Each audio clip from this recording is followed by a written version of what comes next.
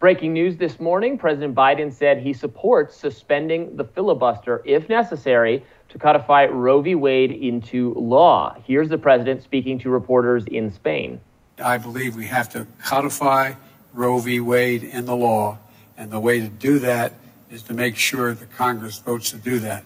And if the filibuster gets in the way, it's like voting rights. It should be, we provide an exception for this, require an exception to the filibuster for this action to deal with the Supreme Court decision. Hang on, I got one more here. Kelly O'Donnell, NBC. Thank you, Mr. President. Well, you just made some news saying you would support changing the filibuster rules to codify abortion rights broadly across the country. Right to privacy, not just abortion rights, but yes, abortion rights. The president's announcement comes as state and private entities across the country phase in abortion bans. So Arizona's attorney general has actually gone against what the governor, Doug Ducey, ruled. He said that a 1901 pre-statehood law almost completely outlawing abortion is indeed enforceable. That's what the attorney general said. The governor believed that the brand new March 2022 law that bans it at 15 weeks would be the one that takes effect. The AP reports the old law says anyone convicted of aiding a pregnant woman obtaining an abortion at any stage of pregnancy faces up to 5 years in prison, with the only exception being if the life of the woman is in jeopardy. Meanwhile, in Kansas City, a major hospital and healthcare system will no longer provide Plan B to its patients. This means that rape victims who receive care at any point at any of St. Luke's 16 health centers in Missouri will no longer have the option to take a morning after pill to help prevent pregnancy. A reminder for everyone who skipped sex education or perhaps had it banned at their school is that the morning after pill does not undo a pregnancy. It is not an abortion pill. The egg has not implanted in the uterus at that time. It might not even be fertilized at that time. It simply prevents an egg from implanting in the uterine wall. So now we are making contraceptives illegal, not actually targeting abortion anymore. Yeah, it's not good. The Republican overreach, the conservative overreach is happening as we speak. I mean, I've said many times on the show, I think states should not criminalize that. Now, whether the Constitution prohibits states from doing it is, I think, a different conversation when we've had a lot this week. But just on the merits of it, no, it is crazy to me to restrict rights to contraception. I think contraception should be more widely available, over the counter, without any kind of prescription necessary from a doctor, which actually is in keeping with my general the FDA is bad and should be destroyed stance, and gets in the way of people and the medicine and products and things that they need, that people understand their health better, and we don't need the government getting in the way of that. So this goes in exactly the opposite direction. And I guess I do wonder if, I think getting rid of Roe from the conservative standpoint is a big policy win, is something they've been promising the base they were going to do for forever, and they did do. They kind of had to do it. It's what the base wanted.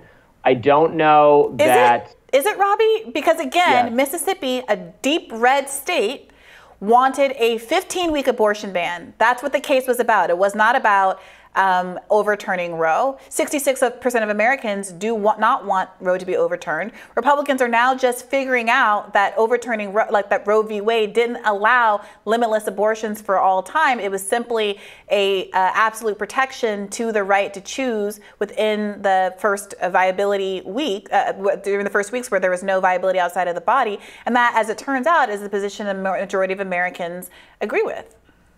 I mean, sure, but what I'm not talking about the merits of it. You talk about this all the time. Why don't Democrats deliver for their base? Why don't Democrats deliver for the people voting for them? Republicans just showed them what that looks like. This is what social conservatives, what active conservatives, the Republican active base, what they put people like Trump in power to do is what they just did. Now, you're right in that I think a lot of people in the Republican sphere are on board with perhaps a 15-week ban or something like that, are not looking for a total only the most hardcore of hardcore anti-abortion activists want a total ban, and then I think a even smaller percentage want like restrictions on contraception and that sort of thing. So it's kind of I think it's a quit while you're ahead situation. Not that Republicans have shown much sort of self-restraint in this regard. So I expect you're going to see some kind of attempts to do things that are clearly illegal or unconstitutional, like restricting information about contraception or restricting ability to cross state lines, all that stuff, which is clearly not something they can do. They're going to try to do it, and then that's going to be, something Democrats can point to as, well, this is why Republicans are too extreme and you should vote for us, and maybe there will eventually be some counterbalancing. I don't know.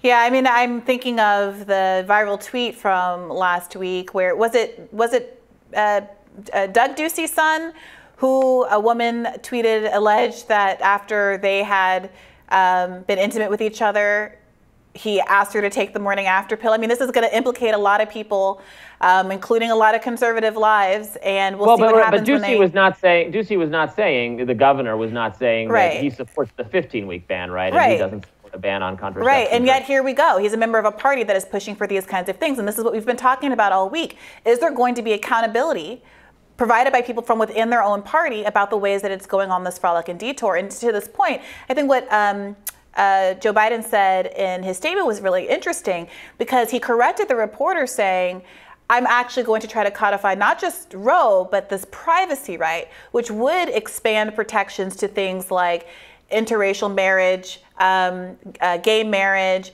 the right to contraception, the right to any kind of sex practice that you want, which have all been on the chopping block as states try to enforce kind of cultural tyranny on the people that live inside. And so earlier, Robby, you said, the question isn't whether, is whether the Constitution protects these rights. No, I think the question should be if we as a society want to have protection at the federal level against the states intervening into our private lives, our family planning, the intimate relationships between husband and wife, wife and wife, the intimate relationships between a person and their doctor, the way that Republicans, who say they want to have independence and keep the government out of their business, the way that Republicans have been really spearheading in this moment.